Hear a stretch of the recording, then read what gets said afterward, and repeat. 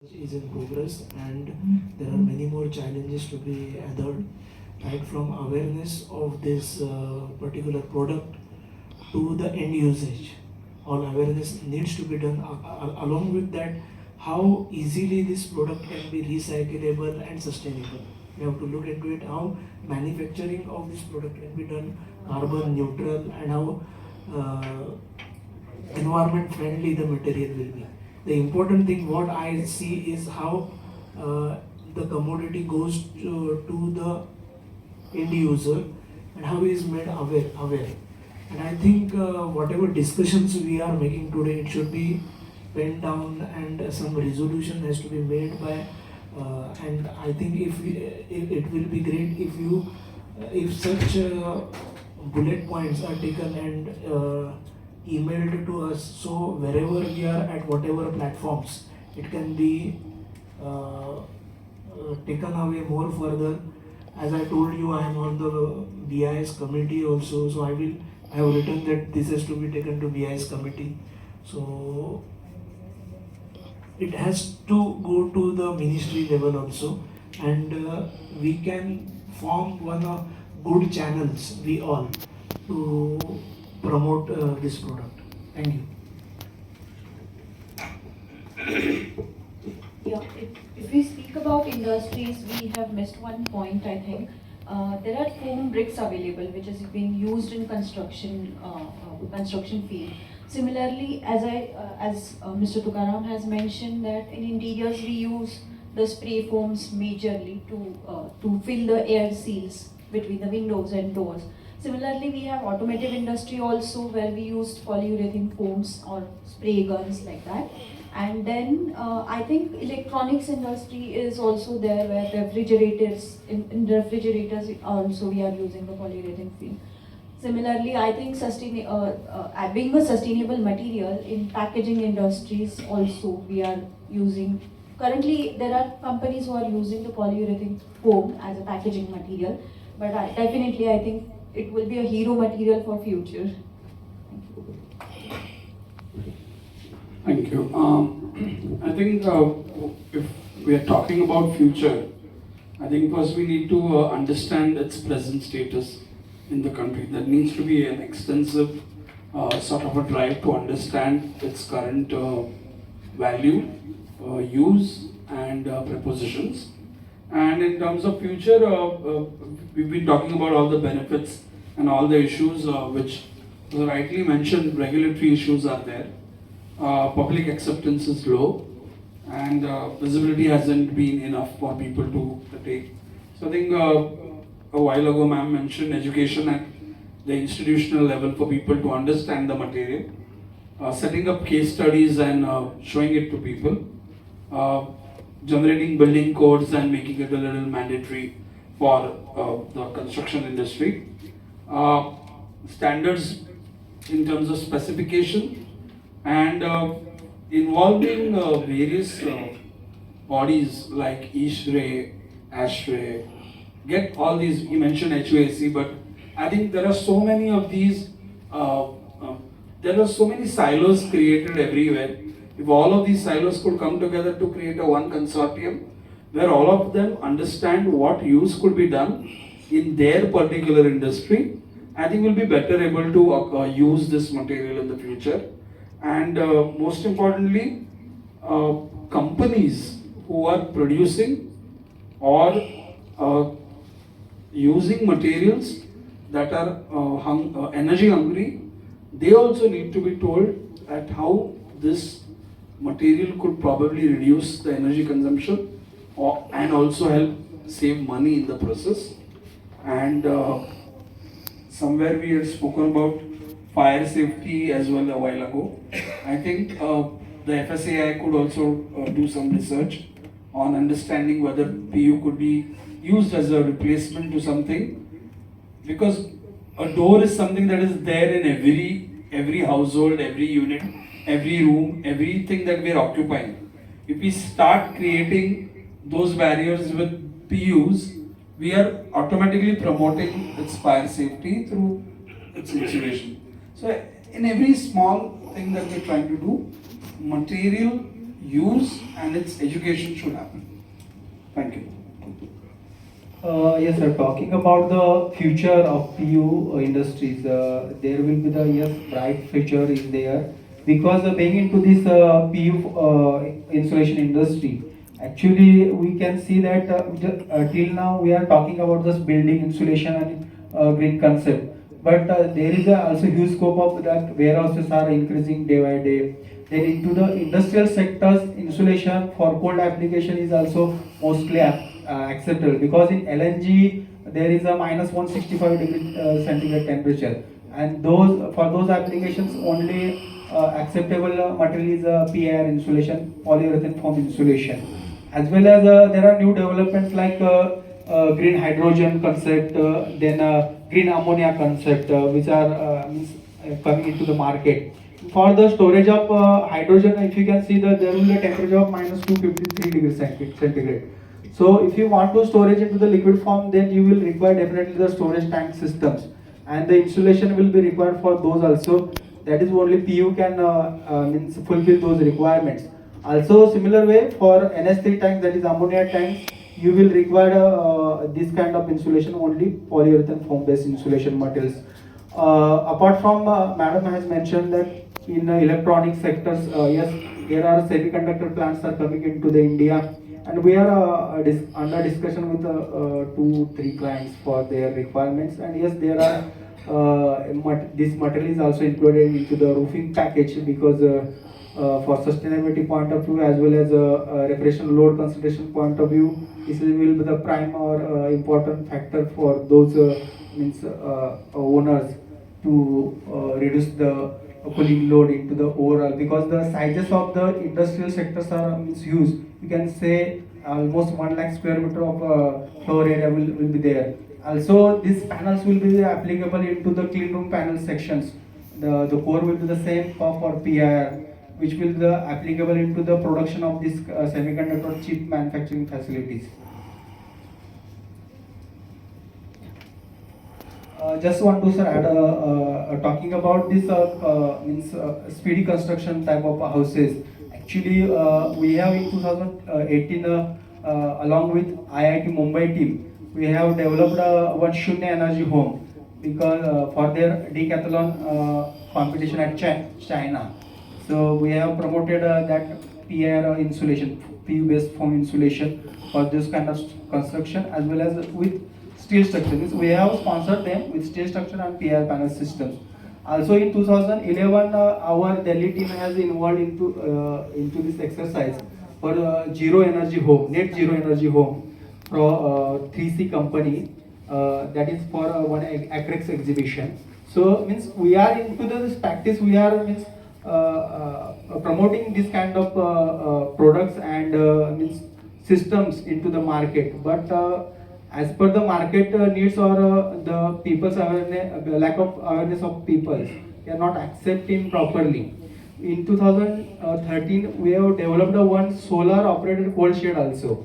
That was with 2.2 cubic meter capacity for means that is for agriculture based areas, basically from village sectors where the electricity is not available in too much means electricity not available easily. So in those areas, this kind of means products we can be utilized. Yeah.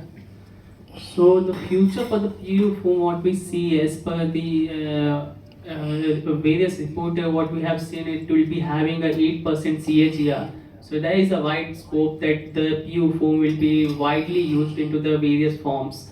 So one thing that the developers or anyone is looking at the PU foam is to be a sustainable.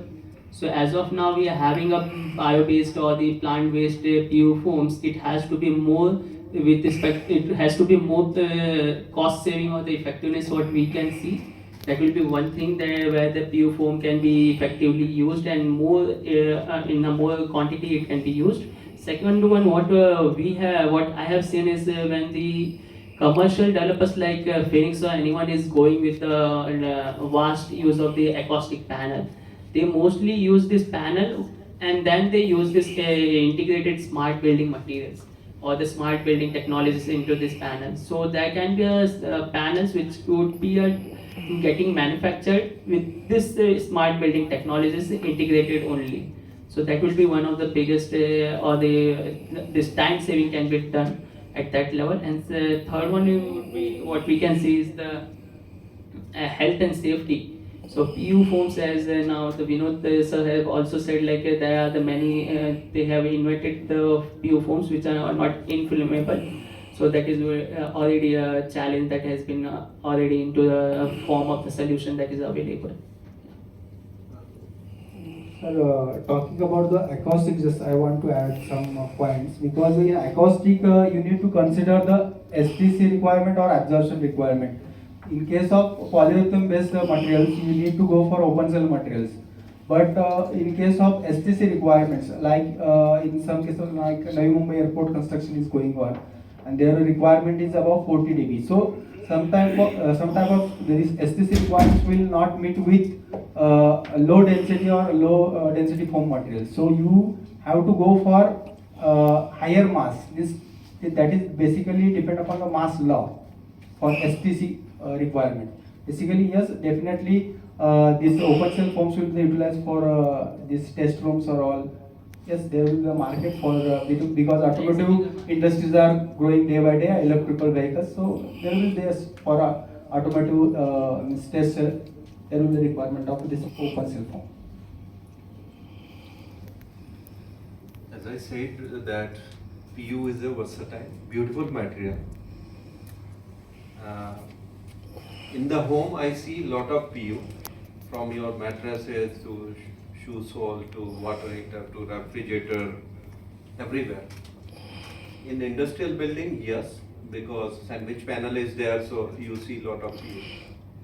But there are some awareness is missing, some new technology, because in Europe I have seen the plant where you have a dry wall on Canon machine on both side fabric, and it has been treated with some chemical treatment. It looks like a cement. So the technology is available. We know that technology. Inside is PU. So if you are just passing, you can't visualize whether it's a cemented wall or it's a 100% PU wall. In the same way, in automotive industry, like you are standing near a car, you can't judge it's a PU body, because PU is so versatile, it's bouncing back and it's very stiff, looks like a steel and having a very high rebound resilience property. So things are happening, and for sure awareness should be there, and the technology which is available in Europe or somewhere, it needs to be bring down to the different associations, so they are more aware. Things are available, only we do not know what's happening around. Vivek, to me, I think the future looks bright, the future looks fast, the future looks PU everywhere. Like just mentioned, today if you look around ourselves, PU is there everywhere, it is omnipresent, just like God, but we probably can't see it, feel it, touch it. Awareness and the versatility of this material and the adoption of these technologies. Country like India, like Mahesh mentioned, if we were to do one Manhattan every year, and if we have those kind of technologies which the broad group has introduced, I think we'll probably do one Manhattan in lesser than a year. So from that perspective, with a population of 140 crore, much of it is urbanizing, demand is going to be there, adoption of technology is going to be there. So for me, I think it is very, very clear, just like we had solar technology, there were photoelectric panels which had a certain efficiency. So people used to always wonder, can you have a 1 gigawatt solar plant? I mean, what kind of, we were talking of a huge area and stuff like that, but today this is the norm of the day. Also, if you look at, internet is actually fueling the information generation. Information is available everywhere, and I remember very clearly there was a building in Abu Dhabi which was net energy zero building. That means the building used to make its energy which it was consuming. Now just imagine an urban skyscraper where I go and tell my consumer, you don't have to pay an energy bill ever. Electricity is going to be free just because of invisible use of PU in that building. So I think academia, specification, standards, all this is going to play a very, very important role in rewriting the future, and the future is arriving faster than we can imagine. I think in the next 10 years, we are going to see a revolution with the use of intelligent material like PU. Thank you. So what a discussion it has been. We are saying PU is God, it's a wonder material, it's going to be everywhere, and I think the kind of discussion, the intensity of discussion was very, very enriching. James, I would like to bring you here for any concluding remarks, and maybe then Arpita, over to you. Thank you very much. Can you hear me now? I'd like to say something that I think we can all agree with, that beyond laboratory scale, there is no commercially available material that is better as an insulator than polyurethane. But one thing we also must address is that the polyurethane industry has faced an existential threat many, many times over its history. First of all with flammability, and then with CFCs, and it's like, hey folks, we've got an answer, we can still do it, we've got 8 CFCs.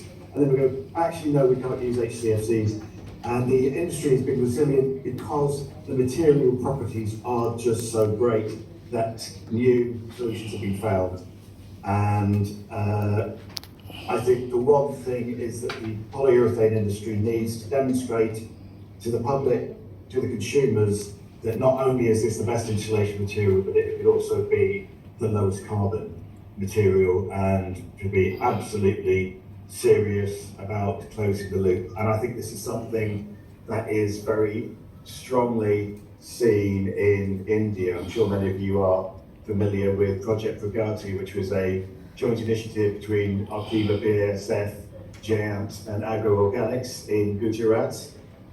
And if we're not closing the loop by chemical recycling of the material, then we have to make sure that the biopolyols are coming from a source that does not compete with food and fodder. And in Gujarat, there's a climate that is not really suitable for growing very much, but it is a climate in which the castor bean plant actually thrives. And I think that India can be at the forefront of sustainable polyurethane. And that's my closing remark.